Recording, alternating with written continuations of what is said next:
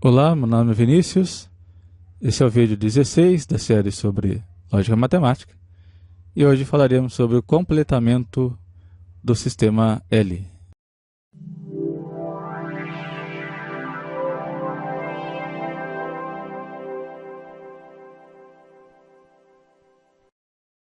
Muito bem, então o que eu chamei de completamento é esse teorema. Então, seja L asterisco uma extensão consistente de L. Então, existe uma extensão consistente e completa de L asterisco.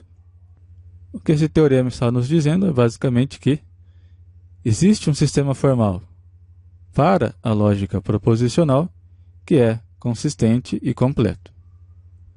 Algumas observações? Veja que a gente está considerando agora uma extensão de um sistema como um novo sistema que amplia o conjunto de axiomas ou conjunto de teoremas do sistema anterior. Uma segunda observação: para a gente demonstrar esse resultado, a gente precisa antes considerar uma enumeração das fórmulas do sistema L. Então, o que é uma enumeração? É basicamente uma lista das fórmulas desse sistema.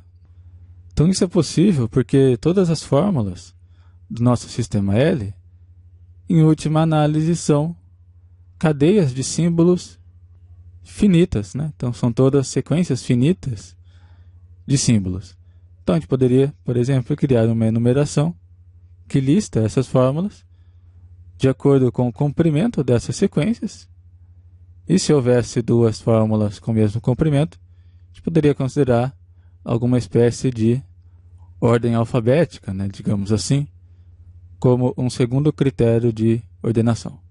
Eu não vou fazer isso aqui nesse vídeo, mas eu vou deixar um material complementar, né, para que você possa dar uma olhada depois. Bom, então vamos à demonstração. Então, seja A0, A1, A2, assim por diante, uma enumeração das fórmulas do nosso sistema L. A gente vai construir uma sequência J0, J1 da nossa extensão L asterisco, então uma sequência de extensões da seguinte maneira.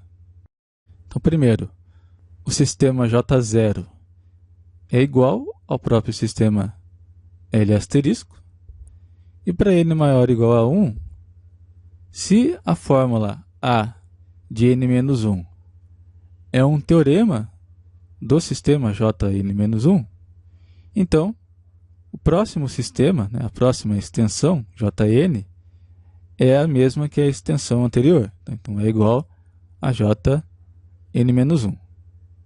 Caso contrário, eu vou criar esse sistema Jn a partir de Jn-1, acrescentando a fórmula negação de A de n-1 como um novo axioma.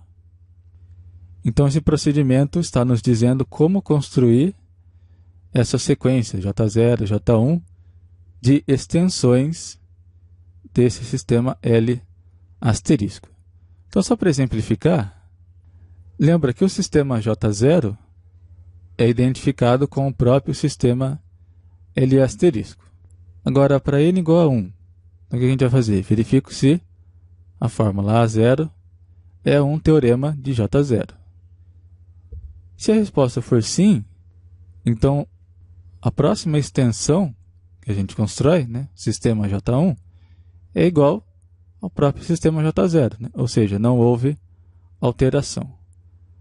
Agora, caso contrário, né, ou seja, se a fórmula A0 não é teorema do sistema J0, então eu vou obter J1 a partir de J0, acrescentando a negação de A0 como um novo axioma. Então veja, n igual a 2. O que a gente vai fazer? Verifico se a fórmula A1 é teorema do sistema J1. Se for teorema, então o J2, né, a próxima extensão que a gente constrói, é igual a próprio J1. Então não há alteração. Caso contrário, né? Ou seja, se a fórmula 1 não é teorema de J1, então a gente faz uma ampliação, né? A gente obtém J2 a partir de J1, acrescentando a negação de A1 como um novo axioma, e assim por diante. Então, para n igual a 3, eu faço esse mesmo procedimento, de forma a obter aquela lista de extensões do sistema L asterisco. Agora, esse procedimento funciona? Sim. Então, qual o motivo? Então, veja, L asterisco, por hipótese do teorema, é consistente. Então, foi isso que a gente definiu aqui em cima. Como J0, naquela nossa construção, é igual ao próprio sistema asterisco, então ele é consistente. J1, se for exatamente igual a J0, claro, ele já vai ser consistente, né, dado que J0 é consistente. Agora, se ele foi obtido de J0 pelo acréscimo da negação de A0, ele também é consistente, de acordo com o resultado 1 do vídeo 14. Esse resultado nos diz exatamente isso, né? Se você tem um sistema base, no nosso caso aqui o J0, que é consistente, você tem uma fórmula que não é teorema desse sistema, então posso criar uma extensão adicionando a negação dessa fórmula, de tal modo que esse novo sistema também seja consistente. Portanto, se eu tomo esse resultado de modo indutivo, a gente vai ver que se Jn-1 é consistente, então Jn também é consistente, já que pela nossa construção, Jn ou ele vai ser igual a Jn-1, por hipótese é consistente, ou ele é obtido de Jn-1 acrescentando a negação de uma fórmula que não é teorema de Jn-1, e pelo resultado 1 do vídeo 14, esse sistema também é consistente. Então, por indução, todo sistema Jn da nossa construção inicial é consistente. Agora vamos fazer o seguinte. A gente vai definir um sistema J como sendo uma extensão de L asterisco, e esse sistema J possuirá como axiomas todas as fórmulas que são axiomas de pelo menos um daqueles sistemas Jn que a gente definiu anteriormente. Então, se a gente tem alguma fórmula que é um axioma de qualquer um daqueles sistemas Jn, né, J0, J1, J2, e assim por diante, essa fórmula também será um axioma do sistema J. E, finalmente, a gente vai mostrar que esse sistema J definido dessa maneira é consistente e completo, que é o resultado que a gente está querendo alcançar no nosso teorema. Primeira afirmação, J é consistente. Então, vamos supor por absurdo que J fosse inconsistente. Então, veja, se J é inconsistente, isso significa que existe uma fórmula A, de tal maneira que tanto A quanto a negação de A sejam ambos teoremas do sistema J. Lembra que uma prova formal é uma sequência finita de fórmulas que são axiomas ou que foram obtidas por modo exponens. Então, dessa maneira, veja que as provas de A e da negação de A, né, nesse sistema J devem utilizar necessariamente um número finito de axiomas de J. Ou seja, o que eu estou dizendo aqui, para demonstrar a fórmula A gente vai usar uma quantidade finita de fórmulas desse sistema. O mesmo vale para a negação de A. Então, vamos supor que essa quantidade de axiomas que eu utilizo nessas demonstrações, nessas provas, são M e N. Agora, claro que dessa maneira, existe então um número K que é grande o suficiente para que esses axiomas sejam axiomas de um dado sistema JK. Dessa maneira, tanto a fórmula A quanto a fórmula negação de A seriam ambos teoremas desse sistema JK, contrariando o fato de que o sistema JK é consistente. a gente viu que todos aqueles sistemas que a gente construiu anteriormente, né, sistema J0, J1 e assim por diante, a gente viu que eles são todos consistentes. Então, em particular, JK também é consistente. Ou seja, o nosso sistema J não pode ser inconsistente, porque se assim fosse, existiria algum daqueles sistemas J, daquelas extensões, né, que a gente construiu, que seria também inconsistente. Isso contradiz o fato de que todos aqueles sistemas, né, todas aquelas extensões que a gente construiu anteriormente são consistentes. Agora, a afirmação número 2, sistema J é completo.